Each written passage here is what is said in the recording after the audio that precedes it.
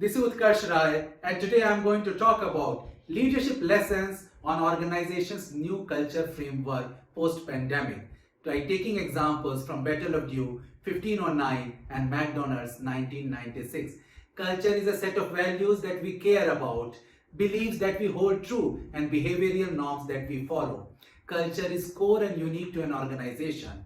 COVID pandemic accelerated three interlinked types of transformation, that is adoption of digital technologies, development of new business model, and implementing the new ways of working. Leaders are well aware of it, but they do not understand there is a deep connection between business transformation and cultural changes. A recent study of Boston Consulting Group said that the companies that focus on culture are 5 times more likely to get breakthrough results in their digital transformations in comparison to those that did not. Vasco da Gama's discovery of a new trade route from Europe to India through Cape of Good Hope was a historic event. Arabs used to control trade route from Europe to Asia along with Venetians. Portuguese captured all the ports except Dew in India, and without capturing Dew, trade route could not be secured. The Battle of Dew was one of the rare occasions where multinational forces came together.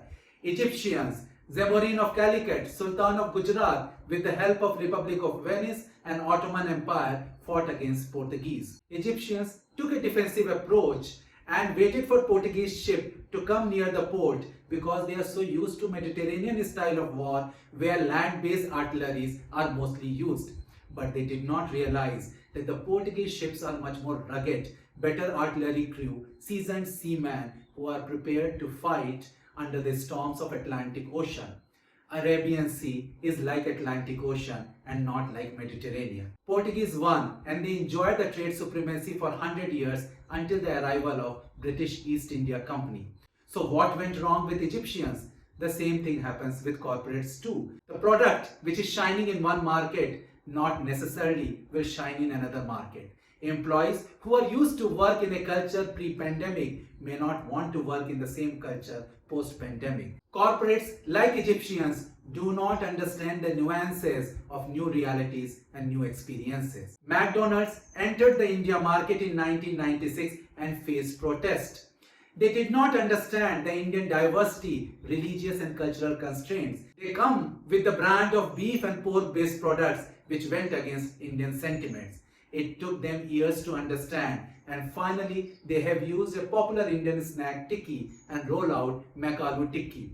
McDonald's also introduced a new line of non-beef and non-pork based burgers, and India was the first country where McDonald's launched non-beef and non-pork based products. Culture changes cannot be achieved through mandate in WFA and WFH time. It has to be done through trust, confidence and conviction, which should live in the collective hearts and habits of team members, and it should reflect in the way they are doing things. So here are 5 steps which will help you to lay a new framework for cultural changes. First, understand the ecosystem. It is important to understand the new ecosystem of employees' work environment, customer priorities and market shifts. All 3 has changed, and a deep insight is going to help you in framing the cultural changes. Second, behavioral changes.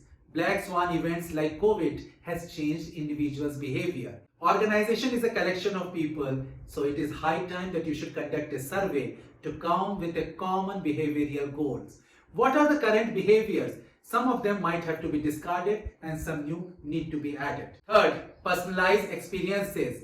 Any cultural change has to shed the old model of one size fits all. You need to provide some degree of freedom, flexibility, personalized experiences and more transparency. This new cultural framework must motivate employees, and you have to add purpose to work in such framework, because as per McKinsey report, 89% of employees are looking for purpose in their work. Fourth, refine culture. After taking the above 3 steps, it is time that you refine the values, beliefs, behavioral norms, and the new one is going to act as a pillar for the new culture changes. This should also include long-term investment into employees' skills, career and well-being.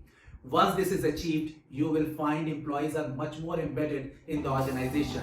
They feel connected even if they are working in a dispersed team, and the chances of retention will increase. And fifth, communicate and roll out. Roll out the new culture changes and let leaders start exhibiting it. As WFA and WFH times are more prone for deviations, so periodically you need to reinforce the message through town hall, team meetings and one-on-one. So leaders, you have seen why it is important for the organization to roll out the new culture changes and how you are going to achieve it. I hope you like this video. You like, share and subscribe to my channel. Thank you.